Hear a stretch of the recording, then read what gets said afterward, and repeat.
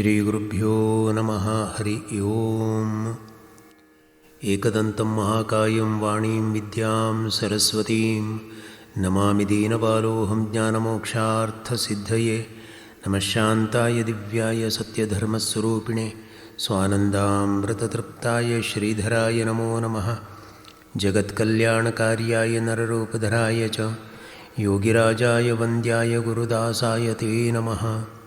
ಯೋ ಮಾತ್ರ ಗರ್ಭತೋ ಜಾತಃ ಶುಕ್ತಿತೋ ಮೌಕ್ತಿಕಂ ಯಥಾ ದೇಶಧರ್ಮಾಮೃತಂ ಯೋ ಹಿ ಶ್ರೀ ಸಮರ್ಥಂ ಪ್ರಣೌಮಿ ತಂ. ಶುಕಾಸಾರಿಖೇ ಪೂರ್ಣವೈರಾಗ್ಯಜಾಸೆ ವಸಿಷ್ಠಾ ಪರೇ ಜ್ಞಾನಯೋಗೇಶ್ವರಾಸೆ. ಕವಿ ವಾಲ್ಮೀಕಾ ಸಾರಿಖಾ ಮಾನ್ಯ ಐಸಾ ನಮಸ್ಕಾರ ಮಾಛಾ ಸದ್ಗುರು ರಾಮದಾಸ. ಜಯ ಜಯ ರಘುವೀರ ಸಮರ್ಥ ಶ್ರೀ ಗುರುದೇವ ದತ್ತ. ರಾಷ್ಟ್ರಗುರುಗಳಾದಂಥ ಸದ್ಗುರುಗಳಾದಂಥ ಶ್ರೀ ಸಮರ್ಥ ರಾಮದಾಸರ ದಿವ್ಯ ಪಾದಾರವಿಂದಗಳಿಗೆ ನಮಸ್ಕಾರವನ್ನು ಮಾಡುತ್ತಾ, ಶ್ರೀ ದತ್ತಾತ್ರೇಯನ ಸಂಪ್ರೇರಣೆಯಿಂದ ರಚಿಸಿದಂಥ ಮನೋಬೋಧಿಗೆ ಪ್ರಣಾಮವನ್ನು ಸಲ್ಲಿಸಿ, ಮತ್ತೊಮ್ಮೆ ಮಗದೊಮ್ಮೆ ಶ್ರೀ ಗುರುಗಳ ಶ್ರೀ ಶ್ರೀಧರ ಸ್ವಾಮಿಗಳ ಶ್ರೀ ಪದಾರವಿಂದಗಳಿಗೆ ವಂದಿಸ್ತಾ ನಾವು ಮನೋಬೋಧಿಯ ಮುಂದಿನ ಭಾಗವನ್ನು ನೋಡುತ್ತೇವೆ. ಶ್ರೀ ಸಮರ್ಥ ರಾಮದಾಸರು ಮನಸ್ಸನ್ನು ಎಲ್ಲ ವಿಷಯ ವಾಸನೆಗಳಿಂದ, ಭೋಗದ ಆಸೆಗಳಿಂದ, ರಾಗದ್ವೇಷಾದಿಗಳಿಂದ, ಕಾಮಕ್ರೋಧಾದಿಗಳಿಂದ ಬಿಡಿಸಿ ಈ ಮನಸ್ಸನ್ನು ಸ್ವಚ್ಛವಾಗಿಸಿ, ಹಾಗೇ ಸ್ವತಂತ್ರವಾಗಿಸಿ ಪರಮಾತ್ಮನ ಕಡೆಗೆ ಹರಿಯುವ ಹಾಗೆ ಮಾಡಬೇಕು ಎನ್ನುವಂಥ ಆಶಯವನ್ನು ಇಟ್ಟುಕೊಂಡು ಮನೋಬೋಧಿ ಎಂಬಂಥ ಈ ಮಹಾಕೃತಿಯನ್ನು ರಚಿಸಿದರು. ಮನಸ್ಸು ಆದಷ್ಟು ಸ್ವಾವಲಂಬಿಯಾಗುವ ಇಚ್ಛೆಯನ್ನು ಹೊಂದಿರಬೇಕು ಹೇಳಿ ಶ್ರೀ ಸಮರ್ಥರು ಹೇಳುತ್ತಾರೆ. ಸ್ವತಂತ್ರವಾದ ಮನಸ್ಸು ಸ್ವೇಚ್ಛೆಯಾಗಿ ಬದುಕದೆ ಪರಮಾತ್ಮನ ತತ್ವಾಧಾರವನ್ನು ಮುಂದಿಟ್ಟುಕೊಂಡು ಹೋಗಬೇಕು. ಇದು ಶ್ರೀ ಸಮರ್ಥರ ಆಶಯ. ಮನಸ್ಸು ವಿಚಿತ್ರವಾದದ್ದು. ಒಮ್ಮೊಮ್ಮೆ ಒಂದೊಂದು ರೀತಿ, ಕ್ಷಣ ಕ್ಷಣಕ್ಕೆ ಮನಸ್ಸು ಬದಲಾಗ್ತಾ ಇರ್ತದೆ. ಮನಸ್ಸಿಗೆ ಇಷ್ಟು ಚಾಂಚಲ್ಯತೆ ಇದ್ದರೂ ಕೂಡ ಕಠಿಣತೆಯೂ ಇದೆ, ಕಠೋರತೆ ಇದೆ, ಮತ್ಸರದ ಸ್ವಭಾವ ಇದೆ, ಪರರ ಸಂಪತ್ತಿನ ಸೊತ್ತಿನ ಮೇಲೆ ಆಸೆ ಇದೆ, ಕ್ಷಣಕ್ಕೊಂದು ಯೋಚನೆ ಮಾಡುವ ಹರಿದಾಟ ಇದೆ, ಕೋಪ ಮಾಡಿಕೊಳ್ಳುವ ದುಸ್ಸಾಹಸ ಇದೆ, ಇನ್ನೊಬ್ಬರನ್ನು ಅಪಮಾನಿಸುವ ಅವಿವೇಕ ಇದೆ, ಪರರನ್ನು ಕೀಳಾಗಿ ಕಾಣುವ ಲಕ್ಷಣ ಇದೆ.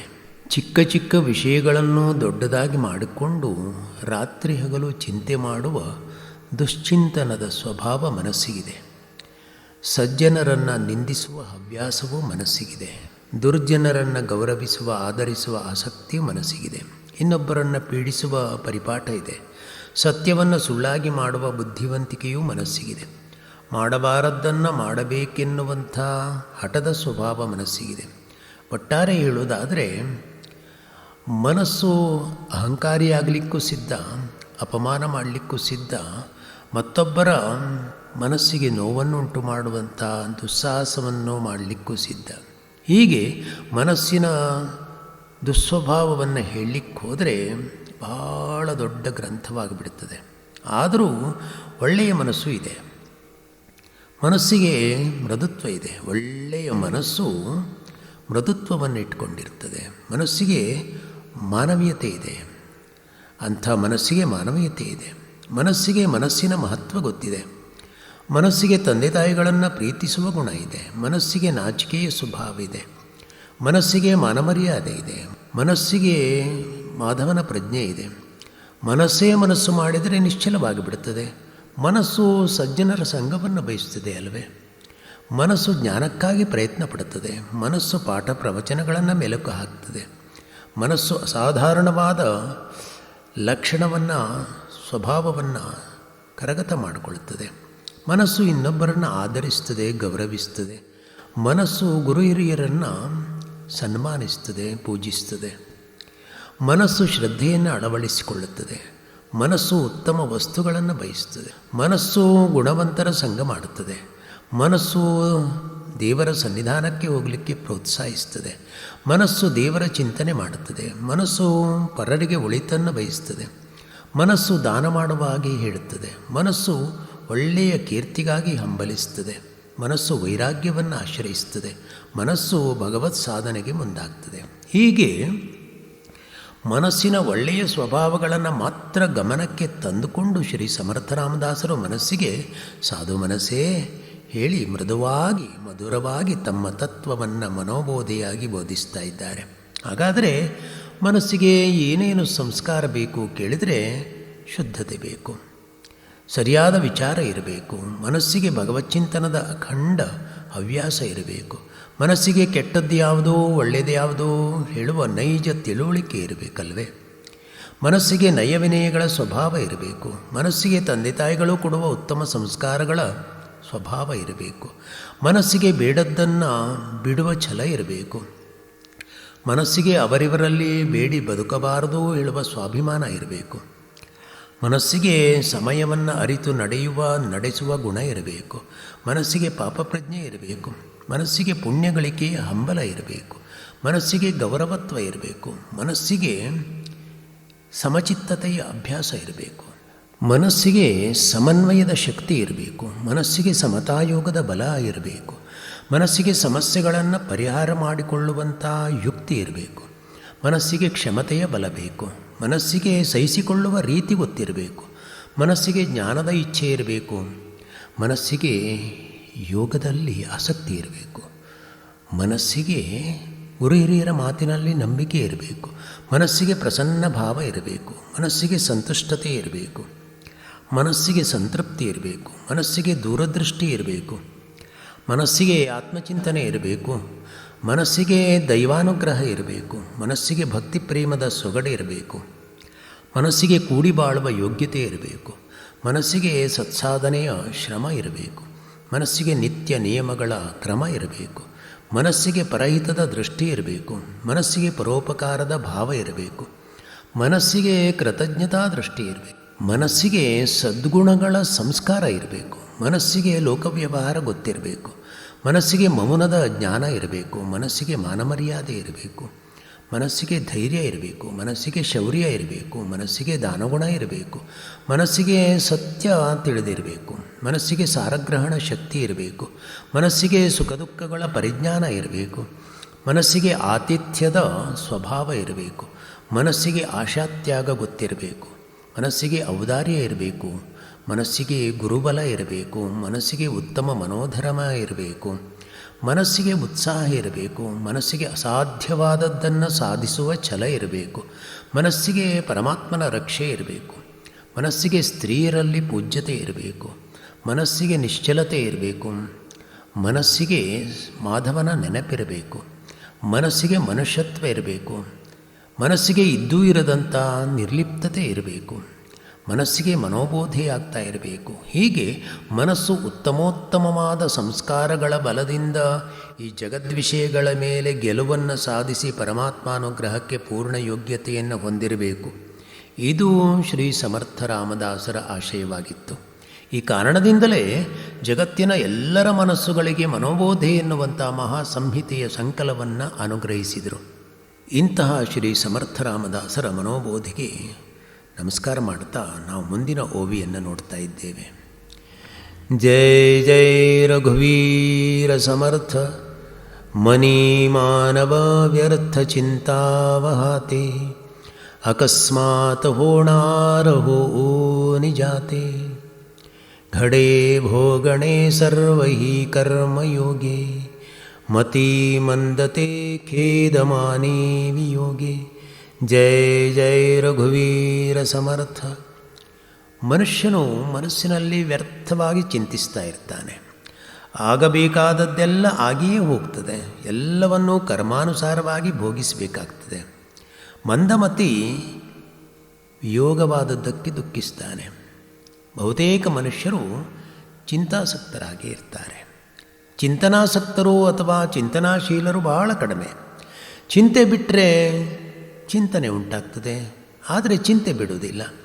ಅನುಗಾಲವೋ ಚಿಂತೆ ಈ ಜೀವಕ್ಕೆ, ಅನುಗಾಲವೋ ಚಿಂತೆ ಈ ಜೀವಕ್ಕೆ ತನ್ನ ಮನ ದೇವನೊಳು ನಿಲ್ಲುವ ತನಕ ಅನುಗಾಲವು ಚಿಂತೆ ಈ ಜೀವಕ್ಕೆ. ಸತಿ ಇದ್ದರೂ ಚಿಂತೆ, ಸತಿ ಇಲ್ಲದ ಚಿಂತೆ, ಮತಿಹೀನ ಸತಿಯಾದರೂ ಚಿಂತೆ ಮತಿಗೆ, ಪೃಥ್ವಿಯಳು ಕಡು ಜಲ್ವೆಯಾದರೂ ಚಿಂತೆ, ಮಿತಿಮೀರಿ ಇಲ್ಲದ ಮೋಹದ ಚಿಂತೆ ಹೇಳಿ ದಾಸರು ಹೇಳ್ತಾರೆ. ಮಕ್ಕಳಿಲ್ಲದ ಚಿಂತೆ, ಮಕ್ಕಳಾದರೂ ಚಿಂತೆ. ಮಕ್ಕಳಿಲ್ಲ ಹೇಳಿ ಮನಸ್ಸು ಬಹಳಷ್ಟು ಕೊರಗ್ತಾ ಅನೇಕಾನೇಕ ಹರಕೆಗಳನ್ನೆಲ್ಲ ಹೊತ್ಕೊಂಡು ಬಿಡುತ್ತದೆ.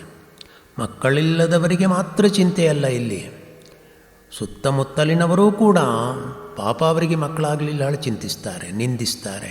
ಒಬ್ಬ ಮಗನಾದರೂ ಹುಟ್ಟಬಾರ್ದಿತ್ತೆ ಹೇಳಿ ಚಿಂತಿಸ್ತಾ ತಮ್ಮ ಜೀವನವನ್ನು ಚಿಂತೆ ಎನ್ನುವಂಥ ಅಗ್ನಿಗೆ ಆಹುತಿ ಕೊಡ್ತಾ ಇರ್ತಾರೆ. ಮಕ್ಕಳಿಲ್ಲದವರು ಚಿಂತಿಸ್ತಾ ಏನು ಹೇಳ್ತಾರೆ ಕೇಳಿದರೆ, ಮಂದಭಾಗ್ಯನ ಸಂಧಿತಾಯುಷ್ಯವು ಕುಂದಿತೆನ್ನ ಕುಲಕೀರ್ತಿ ಕಿರಣವು, ತಂದೆಯಾಗುವ ಭಾಗ್ಯ ಬಂದಿಲ್ಲವೆಂದರೆ ನಿಂದಕರಾಡುವ ನಿಷ್ಠುರ ವಚನದಿ. ಹೀಗೆ ಚಿಂತೆ ಮಾಡ್ತಾರೆ. ಇನ್ನು ಮಕ್ಕಳಿಲ್ಲದೇ ಇದ್ರೂ ಚಿಂತೆ, ಮಕ್ಕಳಾದರೂ ಚಿಂತೆ. ಇನ್ನು ಏನೋ ಅದೃಷ್ಟದಿಂದ ಮಕ್ಕಳಾಗ್ಬಿಟ್ರೆ ಆ ಮಗುವನ್ನು ಸಾಕುವಾಗಲೂ ಚಿಂತೆ.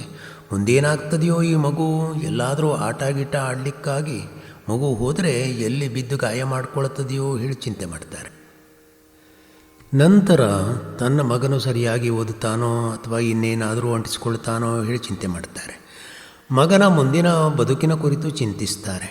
ನಂತರ ಅವನ ನೌಕರಿ ಚಿಂತೆ, ಅವನ ಮದುವೆ ಮಾಡುವ ಚಿಂತೆ, ಮೊಮ್ಮಕ್ಕಳಾಗದಿದ್ದರೂ ಚಿಂತೆ. ಅಂತೂ ಚಿಂತೆ ಚಿಂತೆ ಚಿಂತೆ. ಬಡವನಾದರೂ ಚಿಂತೆ, ಬಲ್ಲಿದನಾದರೂ ಚಿಂತೆ, ಹಿಡಿಹೊನ್ನು ಕೈಯೊಳಗೆ ಇದ್ದರೂ ಚಿಂತೆ. ಪೊಡವಿಯೊಳಗೆ ನಮ್ಮ ಪುರಂದರ ವಿಠಲನ ಬಿಡದೆ ಧ್ಯಾನಿಸಿದರೆ ಚಿಂತೆ ನಿಶ್ಚಿಂತೆ. ಬಡವನಾದರೆ ತಾನು ಬಡವ ಹೇಳಿ ಚಿಂತೆ ಮಾಡ್ತಲೇ ಇರ್ತಾನೆ. ತಾನೆಷ್ಟಂದ್ರೂ ಬಡವ, ನನ್ನಂಥ ಬಡವನನ್ನು ಯಾರು ಮಾತನಾಡಿಸ್ತಾರೆ, ಯಾರು ಕೇಳ್ತಾರೆ, ನನ್ನಷ್ಟು ಬಡವರು ಯಾರೂ ಇಲ್ಲ, ಈ ಬಡತನ ಯಾವ ಶತ್ರುವಿಗೂ ಬರಬಾರ್ದು ಹೇಳಿ ಚಿಂತಿಸ್ತಲೇ ಇರ್ತಾನೆ. ಏನಾದರೂ ಕೈಯಲ್ಲಿ ಹಣ ಸೇರಿತು ಹೇಳಾದರೆ ಆ ಹಣವನ್ನು ಖರ್ಚು ಮಾಡುವಾಗಲೂ ಚಿಂತೆ. ತನ್ನ ಹಣವನ್ನು ಯಾರಾದರೂ ಕದಿಬಹುದು ಹೇಳಿ ಚಿಂತೆ ಮಾಡ್ತಾನೆ. ತಾನು ಕಷ್ಟಪಟ್ಟು ಗಳಿಸಿದ ಹಣ ಯಾರದಾದರೂ ಪಾಲಾದರೆ ಹೇಳಿ ಚಿಂತಿಸ್ತಾನೆ. ತಾನು ಸತ್ತ ಮೇಲೆ ಈ ನನ್ನ ಹಣ ಆಸ್ತಿಯೆಲ್ಲ ಏನಾಗ್ತದೆಯೋ ಹೇಳಿ ಚಿಂತಿಸ್ತಾನೆ. ಅಂತೂ ಯಾವುದೂ ಬಗೆಹರಿಯದ ಚಿಂತೆ. ಪರಿಹರಿಸಿಕೊಳ್ಳಲಾಗದಿದ್ದರೂ ಚಿಂತೆ ಮಾಡ್ತಲೇ ಇರ್ತಾರೆ. ಚಿಂತೆ ಮಾಡಿ ಮಾಡಿ ಪ್ರಯೋಜನ ಏನೂ ಇಲ್ಲ ಹೇಳಿ ಗೊತ್ತಿದ್ದರೂ ಕೂಡ ಚಿಂತೆ ಮಾಡೋದನ್ನು ಬಿಡುವುದೇ ಇಲ್ಲ. ಅದಕ್ಕಾಗಿ ತಿಳಿದವರು ಹೇಳ್ತಾರೆ, ಉಪ್ಪಿಲ್ಲದ ಮನೆ ಇಲ್ಲ, ಚಿಂತೆ ಇಲ್ಲದ ಮನಸ್ಸಿಲ್ಲ. ಚಿಂತೆ ಮಾಡದ ಮನಸ್ಸು ಇರಲಿಕ್ಕೆ ಸಾಧ್ಯ ಇಲ್ಲ ಹೇಳಿ ಹೇಳ್ತಾರೆ. ಚಿಂತೆ ಅಂದರೆ ಪುನರಾವರ್ತಿತವಾಗಿ ನಡೆಯುವಂಥದ್ದು. ನಿಯಂತ್ರಿಸಲಾಗದ ರೀತಿಯಲ್ಲಿ ಇರುವ ನಕಾರಾತ್ಮಕ ಸ್ವರೂಪದ ಯೋಚನೆಯೇ ಚಿಂತೆ. ಚಿಂತೆಯಿಂದ ಆಗುವುದೇನು? ಮಾನಸಿಕ ಅಪಾಯ, ದೈಹಿಕ ಅಧಪ್ಪತನ, ದುಃಖ, ಶಾಂತಿ, ಅಸಮಾಧಾನ, ನೋವು, ಎಲ್ಲ ಸಮಸ್ಯೆಗಳಿಂದ ಮನಸ್ಸಿನಲ್ಲಿ ಮನಸ್ಸೇ ಅನುಭವಿಸುವ ಒಂದು ರೀತಿಯ ದೊಡ್ಡ ದುಗುಡ ಅಂದರೆ ಚಿಂತೆ. ಮನಸ್ಸಿಗೆ ಅಪ್ರಿಯವನ್ನುಂಟು ಮಾಡುವಂಥ, ಅಲ್ಲದೆ ಕಷ್ಟವನ್ನು ಕೊಡುವಂಥ ಅವಸ್ಥೆಯೇ ಚಿಂತೆ. ಇದು ಮನಸ್ಸಿನ ಧರ್ಮ ಹೇಳುವುದಕ್ಕಿಂತ ಮನಸ್ಸಿನ ಕರ್ಮ ಹೇಳುವುದೇ ಉತ್ತಮ. ಶ್ರೀ ಸಮರ್ಥರು ಇಲ್ಲಿ ಹೇಳ್ತಾರೆ, ಮನಿ ಮಾನವ ವ್ಯರ್ಥ ಚಿಂತಾವಹಾತೆ. ಮನುಷ್ಯನು ಪರಮಾತ್ಮನ ಮೇಲೆ ತನ್ನ ಎಲ್ಲ ಚಿಂತೆಯ ಭಾರವನ್ನು ಹಾಕುವ ತನಕ ಚಿಂತೆ ಬಿಟ್ಟಿದ್ದಲ್ಲ. ಭಗವತ್ ಚಿಂತನೆ ಎಲ್ಲಿಯ ತನಕ ಮನಸ್ಸಿಗೆ ಬರುವುದಿಲ್ಲವೋ ಅಲ್ಲಿಯ ತನಕ ಚಿಂತೆ ಚಿಂತೆ ಚಿಂತೆ. ಚಿಂತನೆ ಅನ್ನೋದು ಮನಸ್ಸಿಗೆ ಗೊತ್ತೇ ಇರುವುದಿಲ್ಲ. ಹಾಗಾದರೆ ನಿಶ್ಚಿಂತೆ ಯಾವಾಗ ಮನಸ್ಸಿಗೆ?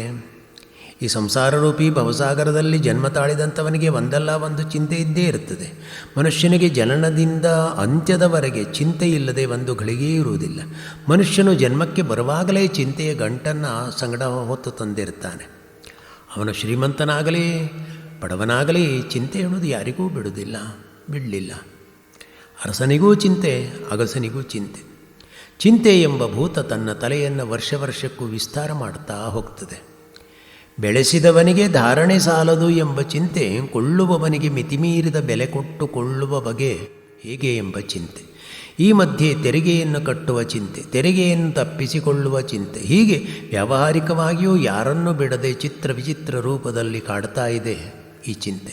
ಒಟ್ಟಿನಲ್ಲಿ ಚಿಂತಾ ಸಮುದ್ರದಲ್ಲಿ ಧುಮುಕುವಂಥವರೇ ದಿನದಿನಕ್ಕೆ ಹೆಚ್ಚುತ್ತಾ ಇದ್ದಾರೆ. ಕಾರಣ ಏನಿರಬಹುದು ಹೇಳುವುದನ್ನು ಅಲ್ಲದೆ ನಿಶ್ಚಿಂತೆಯ ದಾರಿ ಯಾವುದು ಎನ್ನುವುದನ್ನು ಅರಿತುಕೊಳ್ಬೇಕು. ನಾವು ಎಲ್ಲರ ಸಂರಕ್ಷಕನಾದ, ದುಃಖ ವಿದೂರಕನಾದ, ಪರಮಾನಂದ ಸ್ವರೂಪನಾದ, ಶಾಶ್ವತ ಪರಬ್ರಹ್ಮನಾದ ಭಗವಂತನನ್ನು ನೆನೆದರೆ ಚಿಂತೆ ನಿಶ್ಚಿಂತೆಯಾಗ್ತದೆ. ಇದನ್ನು ಜ್ಞಾನಿಗಳು ಹೇಳ್ತಾರೆ. ನೋಡಿ, ಪಾಂಡವರು ದ್ಯೂತದಲ್ಲಿ ಸೋತು ವನವಾಸಕ್ಕೆ ಹೋಗಿ ಅಲ್ಲಿ ಶ್ರೀಕೃಷ್ಣನ ಭೇಟಿಯಾದಾಗ ತಮಗೆ ಒದಗಿದ ದುಃಖದ ಸಂಗತಿಯನ್ನು ಅವನ ಎದುರಿನಲ್ಲಿ ತೋಡ್ಕೊಂಡ್ರಂತೆ. ಆಗ ಶ್ರೀಕೃಷ್ಣನು ಪಾಂಡವರನ್ನು ಕುರಿತು ಹೇಳ್ತಾನೆ, ಸ್ಮರ್ತವ್ಯ ಸತತಂ ವಿಷ್ಣು ವಿಸ್ಮೃತವ್ಯೋ ನ ಜಾತು ಚಿತ್. ನೀವು ಜೂಜಾಡುವ ಕಾಲದಲ್ಲಿ ರಾಜ್ಯಾದಿ ಸರ್ವಸ್ವವನ್ನು ದ್ರೌಪದಿಯನ್ನು ಸಹ ಪಣಕ್ಕೆ ಒಡ್ಡಿ ಸೋತೋಗ್ಬಿಟ್ರಿ. ಆದರೆ ಆ ವೇಳೆಯಲ್ಲಿ ಈ ನನ್ನನ್ನು ನಿಮ್ಮವನೂ ಎಂದಾಗಲಿ ಕೃಷ್ಣನು ಸ್ಮರಣೀಯ ಎಂದಾಗಲಿ ತಿಳಿದು ಕೃಷ್ಣನನ್ನೇ ಪಣಕ್ಕೆ ಒಡ್ಡಿ ನೋಡಬೇಕಾಗಿತ್ತು. ಆ ದ್ಯೂತದ ಕಾಲದಲ್ಲಿ ಪೂರ್ಣ ನೀವು ಕೃಷ್ಣನನ್ನು ಮರೆತಿದ್ದಕ್ಕೆ 12 ವರ್ಷಗಳ ಕಾಲದ ಈ ವನವಾಸದ ಭವಣೆ ನೀವು ಅನುಭವಿಸಬೇಕಾಯಿತು. ಶ್ರೀಕೃಷ್ಣನ ಮಾತನ್ನು ಕೇಳಿ ಪಾಂಡವರು ಹೇಳ್ತಾರಂತೆ, ಸ್ವತಶ್ಚಿದಾನಂದಾತ್ಮಕಸ್ಯಾಪಿ ಜೀವಸ್ಯ ಅನಾದ್ಯ ವಿದ್ಯಾ ಕಾಮಕರ್ಮಾದಿ ನಿಮಿತ್ತೋಯಂ ಪರಮಾರ್ಥ ಏವ ಅನ್ಯಥಾಕಾರೋ ದುಃಖಾದಿ ಅನರ್ಥ ನ ಪರಮೇಶ್ವರ ಪ್ರಸಾದಾದ್ರತೆ ಪಗಚ್ಚತಿ. ಮುಂತಾದ ಪ್ರಮಾಣಾನುಸಾರವಾಗಿ ದುಃಖಾದ್ಯನರ್ಥರೂಪವಾದಂಥ ಚಿಂತೆ ನೀಗಲಿಕ್ಕೆ ಭಗವಂತನ ಅನುಗ್ರಹದ ಸಂಪಾದನೆ ಬೇಕು. ಸಾಕ್ಷಾತ್ಕಾರವಿಲ್ಲದೆ ಅನುಗ್ರಹ ಇಲ್ಲ. ಅವನ ಗುಣಗಳನ್ನು ತಿಳಿಯದೆ ಸಾಕ್ಷಾತ್ಕಾರ ಇಲ್ಲ. ವೇದಾಂತ, ವಿದ್ಯಾ, ತಪಸ್ಸು, ಜ್ಞಾನಗಳಿಲ್ಲದೆ ಅವನ ಗುಣಗಳನ್ನು ತಿಳಿಯಲಿಕ್ಕೆ ಸಾಧ್ಯ ಇಲ್ಲ. ಆದ್ದರಿಂದಲೇ ಯೇಷಾಂ ನ ವಿದ್ಯಾ ನ ತಪೋ ನ ದಾನಂ ಜ್ಞಾನಂ ನ ಶೀಲಂ ನ ಗುಣೋ ನ ಧರ್ಮ ತೇ ಮರ್ತ್ಯಲೋಕೆ ಭುವಿಭಾರಭೂತಾ ಮನುಷ್ಯರೂಪೇಣ ಮೃಗಾಶ್ಚರಂತಿ. ಹೇಳುವ ಹಾಗೆ ಮನುಷ್ಯ ರೂಪದ ಮೃಗಗಳಾಗಿ ನಾವು ಅಲೆದಾಡ್ತಾ ಆಹಾರ, ನಿದ್ರಾ, ಭಯ, ಮೈಥುನಾದಿಗಳಲ್ಲಿ ಲೋಲುಪರಾದ ನಮಗೆ ನಿಶ್ಚಿಂತೆ ಹೇಗೆ ಬರಬೇಕು ಹೇಳಿ ಸಮಾಧಾನ ಪಟ್ಟುಕೊಂಡು ಶ್ರೀಕೃಷ್ಣನಲ್ಲಿ ಪ್ರಾರ್ಥಿಸಿದರಂತೆ. ಇಲ್ಲಿ ಶ್ರೀ ಸಮರ್ಥರು ಹೇಳ್ತಾರೆ, ಅಕಸ್ಮಾತ್ ಹೋಣಾರಹೋ ಓ ನಿಜಾತೆ. ಆಗಬೇಕಾದದ್ದೇನಿದೆಯೋ ಆಗಿಯೇ ತೀರ್ತದೆ. ಆಕಸ್ಮಿಕವಾಗಿ ಆಗುವುದನ್ನೆಲ್ಲ ತಪ್ಪಿಸಲಿಕ್ಕೆ ಯಾರಿಂದಲೂ ಆಗುವುದಿಲ್ಲ. ಆಕಸ್ಮಿಕ ಆಘಾತ, ಆಕಸ್ಮಿಕ ನಷ್ಟ, ಆಕಸ್ಮಿಕ ಸಾವು ಇವುಗಳ ಕುರಿತು ಚಿಂತಿಸಲಿಕ್ಕೆ ಅವಕಾಶ ಇರಲಾರದು. ಅದನ್ನು ತಪ್ಪಿಸಿಕೊಳ್ಳಿಕ್ಕೂ ಆಗಲಾರದು. ಘಡೇ ಭೋಗಣೆ ಸರ್ವೈ ಕರ್ಮಯೋಗಿ. ನಮ್ಮ ಕರ್ಮಾನುಸಾರವಾಗಿ ಅನುಭವಿಸಲೇಬೇಕಾಗ್ತದೆ. ಶುಭವೋ ಅಶುಭವೋ ಅವಶ್ಯಂ ಅನುಭೋಕ್ತವ್ಯಂ. ಅವಶ್ಯವಾಗಿ ಅನುಭವಿಸಲೇಬೇಕಾಗ್ತದೆ. ಚಿಂತೆ ಮಾಡಬಾರ್ದು ಹೇಳಿ ಎಷ್ಟು ನಿರ್ಧರಿಸಿದರೂ ಕೂಡ ಮನಸ್ಸು ಮತ್ತೆ ಮತ್ತೆ ಅದನ್ನೇ ಚಿಂತಿಸ್ತಾ ಇರ್ತದೆ. ಅದಕ್ಕಾಗಿ ಚಿಂತ್ಯಾಕೆ ಮಾಡುತ್ತಿದ್ದೆ ಚಿನ್ಮಯನಿದ್ದಾನೆ ಹೇಳಿ ಹಾಡ್ತೇವೆ ನಾವು. ಆದರೆ ಚಿಂತೆ ಬಿಡಲಿಕ್ಕೆ ಪ್ರಯತ್ನ ಮಾಡೋದಿಲ್ಲ. ಅರಿವನ್ನು ಬದಲಿಸುವುದೇ ಚಿಂತೆಯಿಲ್ಲದ ನಿಶ್ಚಿಂತೆಗೆ ಇರುವ ಉಪಾಯ.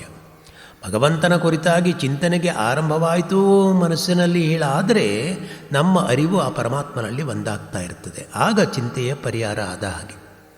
ಮನಸ್ಸನ್ನು ಅದಕ್ಕಾಗಿ ಮನನಶೀಲಾಳ್ ಕರೀತಾರೆ. ಅದು ನೋವನ್ನು, ದುಃಖವನ್ನು, ಆದಂಥ ಅಪಮಾನವನ್ನು, ತಿರಸ್ಕಾರವನ್ನು, ಬೇಸರವನ್ನು ಮೆಲುಕು ಹಾಕ್ತಲೇ ಇರ್ತದೆ. ಆದರೆ ದೇವರನ್ನು ಕುರಿತ ವಿಷಯವನ್ನು, ಭಕ್ತಿಪರವಾದ ವಿಚಾರವನ್ನು, ಪರಮಾತ್ಮನ ವಿಷಯವನ್ನು, ನೀತಿ ಪಾಠವನ್ನು, ಸತ್ಯಧರ್ಮವನ್ನು ಕುರಿತು ಮೆಲುಕು ಹಾಕುವಂಥ ಸ್ವಭಾವ ಮನಸ್ಸಿಗೆ ಬಹಳ ಕಡಿಮೆ ಇದೆ. ಅದಕ್ಕಾಗಿಯೇ ಮನಸ್ಸಿಗೆ ಸಂಸ್ಕಾರ ಬೇಕು ಅಂತ ಹೇಳ್ತಾರೆ. ಸುಸಂಸ್ಕೃತವಾದಂಥ ಮನಸ್ಸು ಮೇಲ್ಮಟ್ಟದ ವಿಚಾರಗಳ ಕುರಿತು ಮೆಲುಕು ಹಾಕ್ತಾ ಇರ್ತದೆ. ಚಿಂತೆಯ ಕಡೆಗೆ ಗಮನ ಕೊಡದೆ ಚಿಂತನೆಯಲ್ಲಿ ಮನಸ್ಸು ತೊಡಗಲಿಕ್ಕೆ ಮನೋಸಂಸ್ಕಾರ ಇರಬೇಕಾಗ್ತದೆ. ಇದನ್ನು ಮನಸ್ಸಿಗೆ ಒದಗಿಸಲಿಕ್ಕಾಗಿಯೇ ಅಧ್ಯಾತ್ಮ ಶ್ರವಣ ಮಾಡಬೇಕು, ನಾಮಸ್ಮರಣೆ ಇಟ್ಕೊಳ್ಬೇಕು, ಭಗವಂತನ ಸೇವೆ ಮಾಡಬೇಕು ಮುಂತಾದವುಗಳನ್ನು ಮನಸ್ಸಿಗೆ ಹತ್ತಿಸಬೇಕಾಗ್ತದೆ. ಇಲ್ಲವಾದರೆ ನಿಶ್ಚಿಂತನಾಗಬೇಕಂತಿ ಬಲು ದುಶ್ಚಿಂತೆಯೊಳಗೆ ನೀ ಕುಂತಿ. ಎಲ್ಲವೂ ದೇವರ ಇಚ್ಛೆ ಇದ್ದಂತೆ ಆಗ್ತದೆ ಹೇಳುವ ನಿರ್ಧಾರ ಮನಸ್ಸಿನಲ್ಲಿ ದೃಢವಾಗುವ ತನಕ ಚಿಂತೆಯಾಗಿಯೇ ಉಳಿದುಕೊಂಡು ಬಿಡುತ್ತದೆ. ಚಿಂತನೆ ಮಾತ್ರ ದೂರವೇ ಉಳಿದು ಬಿಡುತ್ತದೆ. ಕೊನೆಯಲ್ಲಿ ಶ್ರೀ ಸಮರ್ಥರು ಹೇಳ್ತಾರೆ, ಮತಿಮಂದತೆ ಖೇದಮಾನಿ ವಿಯೋಗಿ. ಮತಿಮಂದರು ಅಂದರೆ ಅಜ್ಞಾನಿಗಳು ವಿಯೋಗವಾದದ್ದಕ್ಕೆ ದುಃಖಿಸ್ತಾ ಇರ್ತಾರೆ. ಅಂದರೆ ಕಳೆದು ಹೋಗಿದ್ದಕ್ಕೆ ಭಾಳ ದುಃಖಿಸ್ತಾರೆ. ಕಳೆದು ಹೋದದ್ದಕ್ಕೆ ಚಿಂತಿಸ್ತಾ ದುಃಖ ಪಡೆದು ಮನಸ್ಸಿನ ಇನ್ನೊಂದು ಕೆಟ್ಟ ಸ್ವಭಾವ. ಹರಿದು ಹೋದ ಹೊಳೆಗೆ ಕಟ್ಟು ಹಾಕಿ ನಿಲ್ಲಿಸಲಿಕ್ಕೆ ಆಗೋದಿಲ್ಲ. ಹಾಗೆಯೇ ಆಗೋದೆಲ್ಲ ಆಗಿ ಹೋದಾಗ ದುಃಖಿಸಿ ಮಾಡೋದೇನಿದೆ ಹೇಳಿ ಮನಸ್ಸು ಸರಿಯಾಗಿ ತಿಳಿದುಕೊಂಡು ಬಿಟ್ಟರೆ ಕಳೆದುಕೊಂಡಿದ್ದಕ್ಕೆ ದುಃಖಿಸುವುದಿಲ್ಲ. ಬಂದದ್ದೆಲ್ಲ ಬರಲಿ ಗೋವಿಂದನ ದಯೆಯಿರಲಿ ಹೇಳುವ ನಿರ್ಧಾರ ಮನಸ್ಸಿಗೆ ಆಗುವ ತನಕ ಇಂತಹ ಚಿಂತೆ, ದುಃಖ, ದುಮ್ಮಾನ, ದುಗುಡ ನಿರಂತರ ವಿಜೃಂಭಿಸುತ್ತಲೇ ಇರ್ತವೆ. ಎಷ್ಟೋ ವಿಷಯಗಳ ಕುರಿತು ಎಷ್ಟೋ ಸಂದರ್ಭಗಳಲ್ಲಿ ಆಗೋದೆಲ್ಲ ಆಗ್ತದೆ, ಏನು ಮಾಡಲಿಕ್ಕೆ ಬರ್ತದೆ ಹೇಳಿ ಹೇಳ್ತೇವೆ ನಾವು.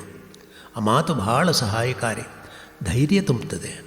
ಚಿಂತೆ ಮಾಡಿ ದುಃಖ ಮಾಡಿ ಪ್ರಯೋಜನ ಇಲ್ಲ ಹೇಳುವ ತಿಳುವಳಿಕೆ ನಮ್ಮಲ್ಲಿ ಯಾವಾಗಲೂ ಇದ್ದುಬಿಟ್ರೆ ಚಿಂತೆಯಿಂದ ಹೊರಗೆ ಬರಲಿಕ್ಕೆ ಆಗ್ತದೆ, ದುಃಖವನ್ನು ಕೊಡವಿಕೊಳ್ಳಿಕ್ಕೆ ಆಗ್ತದೆ. ಇಲ್ಲವಾದರೆ ಶ್ರೀ ಸಮರ್ಥರು ಹೇಳಿದಾಗೆ ಮನಿ ಮಾನವ ವ್ಯರ್ಥ ಚಿಂತಾವಹಾತೆ ಅಕಸ್ಮಾತ್ ಹೋಣಾರಹೋ ನಿಜಾತೆ ಘಡೆ ಭೋಗಣೆ ಸರ್ವಹಿ ಕರ್ಮಯೋಗಿ ಮತಿ ಮಂದತೆ ಖೇದಮಾನಿ ವಿಯೋಗಿ.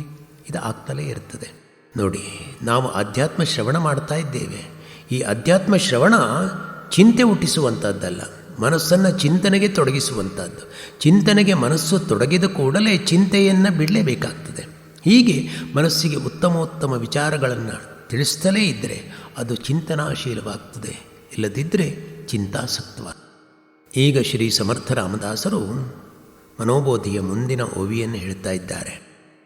ಮನಾರಾಗವೇ ವೀಣ ಆಶಾನ ಕೋರೆ ಮನಾಮಾನವಾಸೀನ ಕೋ ಕೀರ್ತಿ ತೂರೆ ಜಯಾವರ್ಣಿತಿ ವೇದಶಾಸ್ತ್ರೇ ಪುರಾಣೇ ತಯಾವರ್ಣಿತ ಸರ್ವಹಿ ಶ್ಲಾಘ್ಯವಾಣೆ. ಏನಿದರ ಅರ್ಥ? ಮನಸ್ಸೇ, ಭಗವಂತನ ಹೊರತು ಬೇರೆ ಯಾವುದರ ಆಸೆಯನ್ನು ಮಾಡಬೇಡ, ನರಸ್ತುತಿಯನ್ನು ಮಾಡಬೇಡ. ವೇದಶಾಸ್ತ್ರ ಪುರಾಣಗಳು ವರ್ಣಿಸ್ತಾ ಇರುವಂಥ ಪರಮಾತ್ಮನನ್ನೇ ಸ್ತುತಿಸುವುದು ಬಹಳ ಉತ್ತಮ ಹೇಳಿ ಸಮರ್ಥರು ಹೇಳ್ತಾರೆ. ನೋಡಿ, ಆಶಯ ಬದ್ಧತೆ ಜಂತು. ಆಸೆಯಿಂದಲೇ ಜೀವಿ ಬಂಧನಕ್ಕೆ ಒಳಗಾಗ್ತಾನೆ. ಬಂಧನಕ್ಕೆ ಗುರಿ ಮಾಡುವ ಲೌಕಿಕವಾದ ವಸ್ತು ವಿಷಯಗಳ ಮೇಲೆ ಆಸೆ ಇಡುವುದಕ್ಕಿಂತ ಈ ಮನಸ್ಸೇ ಮನಾರಾಗವೇ ವೀಣ ಆಶಾನ ಕೋರೆ. ಶ್ರೀರಾಮನ ಹೊರತಾಗಿ ಇತರ ವಿಷಯಗಳಲ್ಲಿ ಆಸೆಯನ್ನು ಇಟ್ಕೊಳ್ಬೇಡ. ಮನಸ್ಸೇ, ಪರಮಾತ್ಮಾನುಭವ ಹೊಂದುವ ಕುರಿತಾಗಿ ಆಸೆ ಪಡು.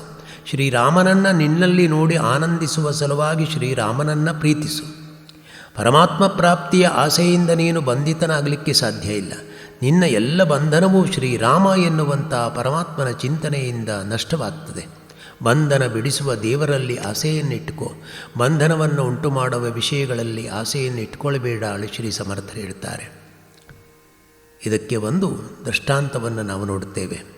ಒಬ್ಬ ಮಹಾಪಂಡಿತನಿದ್ದನಂತೆ. ಅವನು 4 ವೇದಗಳನ್ನು ಅರಿತುಕೊಂಡಿದ್ದ, ಹಲವಾರು ಶಾಸ್ತ್ರಗಳನ್ನು ಅಧ್ಯಯನ ಮಾಡಿದ್ದ. ಎಲ್ಲವನ್ನು ತಿಳಿದಂಥ ಪಂಡಿತನಿಗೆ ಜನರಿಂದ ಬಹಳ ಮಾನ್ಯತೆ, ಗೌರವ ಸಿಗ್ತಿತ್ತು. ಆದರೆ ಅವನಲ್ಲಿರುವ ಆಸೆ ಅಂದರೆ ರುಚಿಯಾಗಿ ಉಣ್ಣುವ ಆಸೆ. ದಿನಾಲೂ ರುಚಿಯಾದ ಅಡುಗೆ ಮಾಡಬೇಕು ಹೇಳಿ ತನ್ನ ಪತ್ನಿಯಲ್ಲಿ ಪೀಡಿಸ್ತಿದ್ದ. ಅಡುಗೆ ರುಚಿಯಾಗದಿದ್ದರೆ ಕೋಪ ಮಾಡಿಕೊಂಡು ಊಟದ ಎಲೆಯನ್ನು ಕಿತ್ತೆಸೆದು ಹೋಗ್ಬಿಡ್ತಿದ್ದಂತೆ. ಇದರಿಂದ ಅವನ ಪತ್ನಿಗೆ ಬಹಳ ವ್ಯಥೆಯಾಗ್ಬಿಡ್ತು. ದಿನಾಲೂ ರುಚಿ ಅಡುಗೆ ಅಂದರೆ ಹೇಗೆ ಮಾಡಲಿಕ್ಕಾಗ್ತದೆ? ಈಗಾದರೂ ಸುಧಾರಿಸಿಕೊಂಡು ಹೋಗಬೇಕಲ್ವೇ ಹೇಳಿ ಅವಳು ಎಷ್ಟು ಹೇಳಿದರೂ ಕೇಳ್ತಿರಲಿಲ್ಲ. ಒಂದು ದಿನ ಯಾವುದೋ ವಿಶೇಷದ ನಿಮಿತ್ತವಾಗಿ ಮನೆಗೆ ಕೆಲವು ನೆಂಟಿಷ್ಟರು ಭೋಜನಕ್ಕೆ ಬಂದಿದ್ದರಂತೆ. ಅಡುಗೆ ಎಲ್ಲ ಸಿದ್ಧ ಆಯಿತು. ಬಂದವರಿಗೆಲ್ಲ ಎಲೆ ಹಾಕಿದ್ರು. ಎಲ್ಲರನ್ನೂ ಊಟಕ್ಕೆ ಕರೆದ ಪಂಡಿತನು ತಾನೂ ಊಟಕ್ಕೆ ಕುಳಿತುಕೊಂಡ. ಪತ್ನಿ ರುಚಿಯಾಗಿಯೇ ಅಡುಗೆ ಮಾಡಿದ್ಲು. ಆದರೆ ಅವಳು ಮಾಡಿದಂಥ ಅಡುಗೆ ಈ ಪಂಡಿತನಿಗೆ ರುಚಿಸಲಿಲ್ಲ. ಒಮ್ಮೆಗೆ ಕೋಪ ಬಂದುಬಿಡುತ್ತೆ.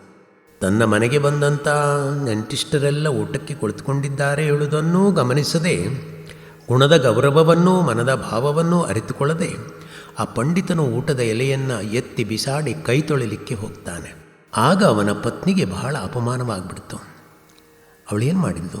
ಹೇ ಪರಮಾತ್ಮ, ನಾನೇನು ಮಾಡಲಿ? ಎಷ್ಟು ರುಚಿಯಾಗಿ ಅಡುಗೆ ಮಾಡಿದರೂ ತನ್ನ ಪತಿಗೆ ರುಚಿಸ್ತಾ ಇಲ್ಲ ಹೇಳಿ ಕಣ್ಣೀರು ಸುರಿಸ್ತಲೇ ತನ್ನ ಪತಿ ಕೈ ತೊಳೆಯುವಲ್ಲಿಗೆ ಹೋಗಿ, ಏನಿದು? ಯಾಕೆ ಊಟದ ಮೇಲೆ ನಿಮಗೆ ಅಷ್ಟೊಂದು ಆಸೆ? ಇದೇ ಆಸಕ್ತಿಯನ್ನು ಪರಮಾತ್ಮನ ಮೇಲೆ ಇಟ್ಟರೆ ನಿಮಗೆ ಆತ್ಮೋದ್ಧಾರವಾಗಿಬಿಡ್ತಿತ್ತು ಅವಳಿ ಅಂದುಬಿಡ್ತಾಳೆ. ಅವಳ ದಿಟ್ಟತನದ ಮಾತು ಒಂದು ದಿವ್ಯವಾದ ಎಚ್ಚರಿಕೆಯ ಮಾತಾಗ್ಬಿಡ್ತು ಅವನಿಗೆ, ಆ ಪಂಡಿತನಿಗೆ. ಆ ಪತ್ನಿಯ ಮಾತು ಆ ಪಂಡಿತನ ಮನಸ್ಸಿನ ಪರಿವರ್ತನೆಗೆ ನಾಂದಿ ಆಗಿಬಿಡ್ತು. ಅವನ ಮನಸ್ಸಿನಲ್ಲಿ ಒಂದು ಕ್ರಾಂತಿ ಉಂಟಾಗ್ಬಿಡ್ತು, ಆಂದೋಲನ ಉಂಟಾಗ್ಬಿಡ್ತು. ನಿಜ, ಎಲ್ಲ ಶಾಸ್ತ್ರ ಪುರಾಣಗಳನ್ನು ಓದಿದಂಥವನು ನಾನು. ಬಾಯಿ ರುಚಿಯನ್ನು, ನಾಲಿಗೆ ಚಾಪಲ್ಯವನ್ನು ಬಿಡದೇ ಇರುವ ನನ್ನ ಆಸೆಗೆ ಧಿಕ್ಕಾರವಿರಲಿ. ನನ್ನ ಪತ್ನಿ ಹೇಳಿದ ಹಾಗೆ ನಾನು ಪರಮಾತ್ಮನ ಪ್ರಾಪ್ತಿಯ ಇಚ್ಛೆಯನ್ನು ಧಾರಣೆ ಮಾಡಬೇಕು. ಈ ವಿಷಯದ ಆಸೆಯನ್ನು ಬಿಟ್ಟು ದೇವರ ಪ್ರಾಪ್ತಿ ಮಾಡಿಕೊಳ್ಳುವ ಆಸೆಯನ್ನು ಧರಿಸಬೇಕು ಹೇಳಿ ನಿರ್ಧಾರ ಮಾಡಿಕೊಂಡು ಕ್ಷಣವೂ ಕೂಡ ಮನೆಯಲ್ಲಿ ನಿಲ್ಲದೆ ಮನೆಯಿಂದ ಹೊರಟೇ ಬಿಡುತ್ತಾನೆ. ಪತ್ನಿಗೆ ತನ್ನ ಮನೋನಿರ್ಧಾರವನ್ನು ತಿಳಿಸಲೇ ಇಲ್ಲ ಅವನು. ಆಗ ಪತ್ನಿ ಇಲ್ಲಿ ಎಲ್ಲಾದರೂ ಹೋಗಿರಬೇಕು, ಸಿಟ್ಟು ತಣಿದ ಮೇಲೆ ಮತ್ತೆ ಮನೆಗೆ ಹಿಂತಿರುಗಿ ಬಂದೇ ಬರ್ತಾರೆ ಹೇಳಿ ಅವಳು ಸುಮ್ಮನಾಗಿಬಿಡ್ತಾಳೆ. ಬಂದ ನೆಂಟಿಷ್ಟರನ್ನು ಸತ್ಕರಿಸಿ ಕಳಿಸಿಕೊಡ್ತಾಳೆ.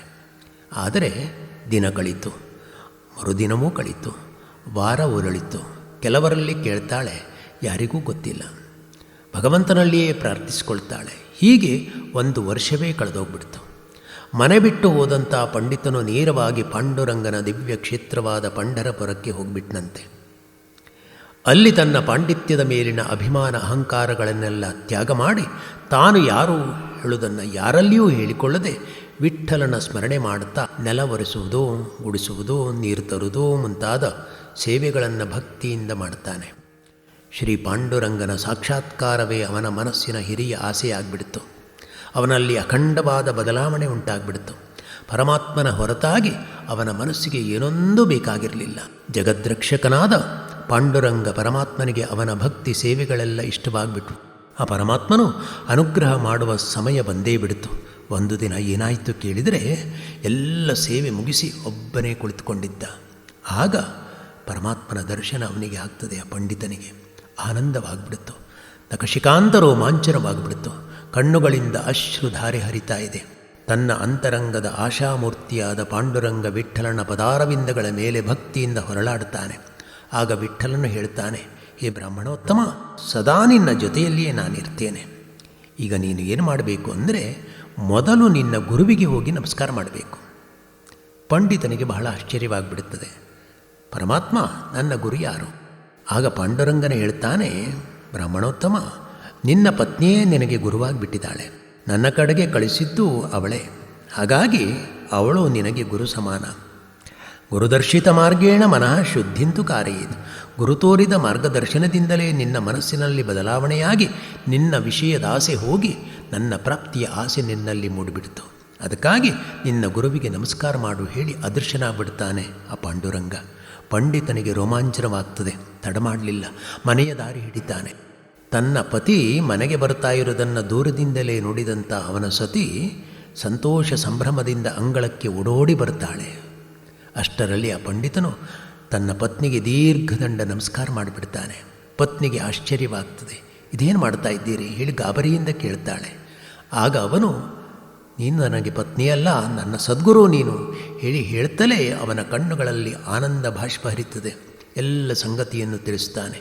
ನೋಡಿ, ಶ್ರೀ ಸಮರ್ಥ ರಾಮದಾಸರು ಹೇಳಿದ ಹಾಗೆ, ಮನಾರಾಗವೇ ವೀಣ ಆಶಾನ ಕೋರೆ. ಮನಸ್ಸು ಪರಮಾತ್ಮನಲ್ಲಿ ಆಸೆಯನ್ನು ಇಟ್ಟುಕೊಂಡಿದ್ದರಿಂದ ಆ ಪಂಡಿತನಿಗೆ ಪರಮಾತ್ಮಾನುಭವವಾಯಿತು, ಭಗವತ್ ಸಾಕ್ಷಾತ್ಕಾರವಾಯಿತು. ವಿಷಯದಾಸೆಯಿಂದ ಜನ್ಮ ಬರುತ್ತದೆ, ಭಗವದಾಸೆಯಿಂದ ಜನ್ಮ ನೀಗ್ತದೆ, ಜನ್ಮ ಸಾರ್ಥಕವಾಗ್ತದೆ. ನಾವು ಪ್ರಾಪಂಚಿಕ ವಿಷಯ ವಸ್ತು ವ್ಯಕ್ತಿಗಳಲ್ಲಿ ಇಡುವ ಪ್ರೀತಿಗಿಂತ ಪರಮಾತ್ಮನಲ್ಲಿ ಅಧಿಕವಾದ ಪ್ರೀತಿಯನ್ನು ಇಟ್ಟುಕೊಂಡರೆ ಆ ಪ್ರೀತಿಯೇ ಭಕ್ತಿಯಾಗಿ ಭಗವಂತನನ್ನು ಒಲಿಸಿಕೊಳ್ಳುವ ಹಾಗೆ ಆಗ್ತದೆ. ಭವಜಲದಿಗತಾನಾಂ ದ್ವಂದ್ವವಾತಾಹತಾನಾಂ ಸುತದುಹಿತಶ್ಚ ಕಳತ್ರ ತ್ರಾಣಭಾರ್ಯಾದಿತಾನ ವಿಷಮ ವಿಷಯತೋಯೇ ಮಜ್ಜತಾಂ ಅಪ್ಲವಾನಾಂ ಭವತು ಶರಣಮೇಕು ವಿಷ್ಣುಪೋತೋ ನರಾಣಾಂ.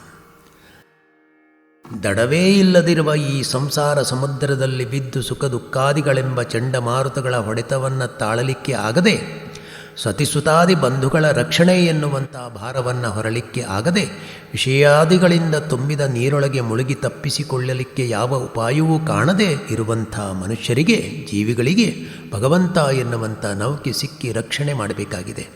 ಆ ಭಗವಂತನೆಂಬ ನೌಕೆಯೇ ನಮ್ಮನ್ನು ಈ ಭವಸಾಗರದಿಂದ ದಾಟಿಸಬೇಕಾಗಿದೆ. ಮುಂದೆ ಶ್ರೀ ಸಮರ್ಥರು ಹೇಳ್ತಾರೆ, ಮನ ಮಾನವಾಚಿ ನಕೋ ಕೀರ್ತಿ ತೂರೆ ಜಯಾವರ್ಣಿತಿ ವೇದಶಾಸ್ತ್ರೇ ಪುರಾಣೆ.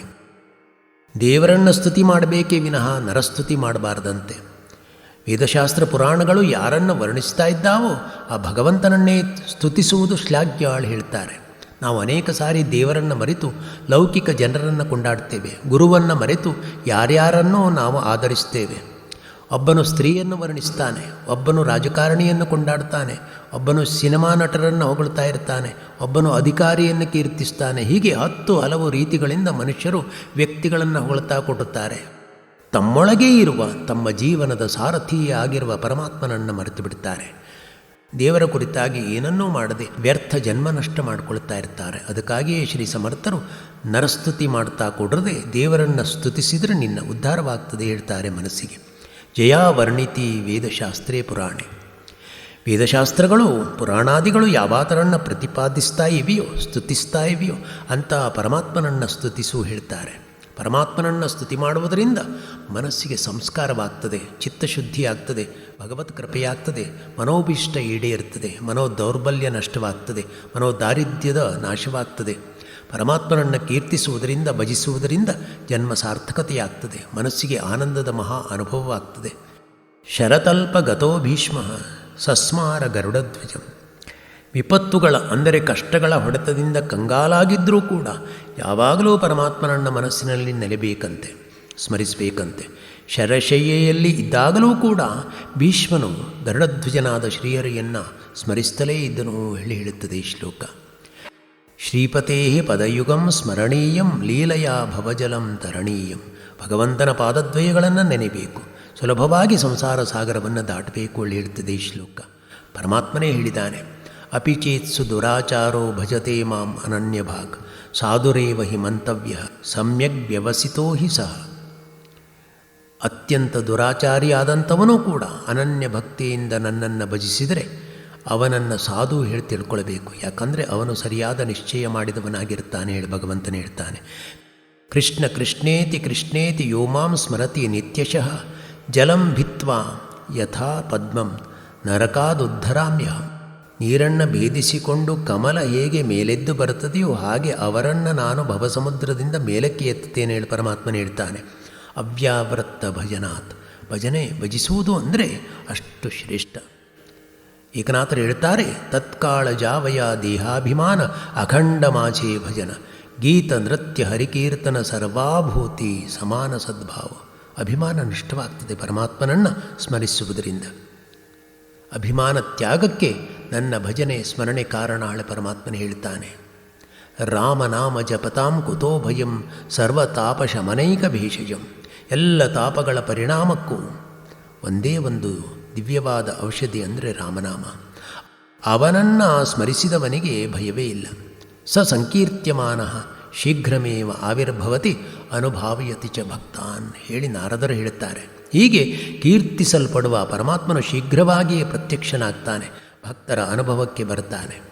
ಭಕ್ತನು ಕುಳಿತಾಗಲೇ ನಿಂತಾಗಲೇ ಸಂಗೀತ ವಾದ್ಯಗಳ ಸಹಿತ ರಾಗ ಭಾವ ತಾಳಗಳೊಂದಿಗೆ ದೇವರ ಭಜನೆ ಕೀರ್ತನೆ ಮಾಡುವುದು ಬಹಳ ಉತ್ತಮ ಹೇಳ್ತಾರೆ. ಭಕ್ತನು ಸಂಚಾರ ಮಾಡ್ತಾ ಮಾಡ್ತಾ ಕುಣಿತಾ ಕುಣಿತಾ ಕರತಾಡನ ಮಾಡುತ್ತಾ ದೇವರನ್ನು ಕುರಿತು ಹಾಡಬೇಕಂತೆ. ಹೀಗೆ ಭಗವಂತನನ್ನು ಸ್ಮರಿಸಬೇಕು, ಭಗವಂತನನ್ನು ಕರಿಬೇಕು. ಹೆಸರನ್ನು ಹೇಳಿ ಕರೆದ ಮಾತ್ರದಿಂದ ಒಂದು ಚಿಕ್ಕ ಮಗುವು ಕೂಡ ನಮ್ಮ ಕಡೆಗೆ ತಿರುಗಿ ನೋಡುತ್ತದೆ, ನಮ್ಮ ಕಡೆಗೆ ಅಂಬೆಗಾಲಿಕ್ತಾ ಬರ್ತದೆ. ಅಂದಾಗ ಪರಮಾತ್ಮನು ಬರಲಾರನೆ. ಭಕ್ತನ ನಂಬಿಕೆ ಭಕ್ತಿಭಾವ ಅಷ್ಟು ಎತ್ತರದಲ್ಲಿರಬೇಕು. ಅಂದರೆ ಪ್ರೇಮಮಯನಾದ ಪರಮಾತ್ಮನನ್ನು ಪ್ರೇಮದಿಂದ ಕರೆದರೆ ಅವನ ಮನಸ್ಸಿಗೆ ಬಾರದೇ ಇರುವುದಿಲ್ಲ. ಅದಕ್ಕಾಗಿಯೇ ಅವನು ನಾಹಂ ವಸಾಮಿ ವೈಕುಂಠೆ ಯೋಗಿನಾಂ ಹೃದಯೇನ ಚ ಮದ್ಭಕ್ತ ಯತ್ರ ಗಾಯಂತಿ ತತ್ರ ತಿಷ್ಠಾಮಿ ನಾರದ. ಭಗವಂತನೇ ಹೇಳ್ತಾನೆ, ನಾನು ವೈಕುಂಠದಲ್ಲಾಗಲಿ ಯೋಗಿಗಳ ಹೃದಯದಲ್ಲಾಗಲಿ ಇಲ್ಲ. ನನ್ನ ಭಕ್ತರು ನನ್ನನ್ನು ಕುರಿತು ಭಕ್ತಿಯಿಂದ ಎಲ್ಲಿ ಕರೀತಾರೋ ಅಲ್ಲಿಯೇ ನಾನು ನಿಂತಿರ್ತೇನೆ ಹೇಳಿ ಪರಮಾತ್ಮ ಹೇಳಿದ್ದಾನೆ. ಹೀಗೆ ಶ್ರೀ ಸಮರ್ಥ ರಾಮದಾಸರು ಭಗವಂತನನ್ನು ಸ್ತುತಿ ಮಾಡಿದರೆ ನರಜನ್ಮದ ಸಾರ್ಥಕತೆಯಾಗ್ತದೆ ಹೇಳುವ ಮಾತನ್ನು ಈ ಓವಿಯಲ್ಲಿ ವ್ಯಕ್ತಪಡಿಸ್ತಾರೆ. ಹೀಗೆ ಶ್ರೀ ಸಮರ್ಥ ರಾಮದಾಸರ ಮನೋಬೋಧಿ ಹೇಳ್ತಾ ಇದೆ. ಇಂಥ ಶ್ರೇಷ್ಠ ಮನೋಬೋಧಿಗೆ ನಾವೆಲ್ಲರೂ ನಮಸ್ಕಾರ ಮಾಡೋಣ. ಗುರುದೇವದತ್ತ. ಜಯ ಜಯ ರಘುವೀರ ಸಮರ್ಥ.